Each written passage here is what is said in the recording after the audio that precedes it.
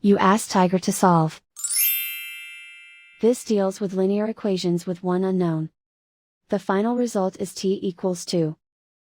Let's solve it step by step. Group all constants on the right side of the equation. Add 1 to both sides.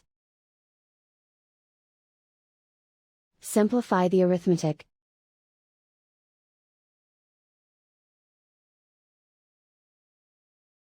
Isolate the t. Divide both sides by 2.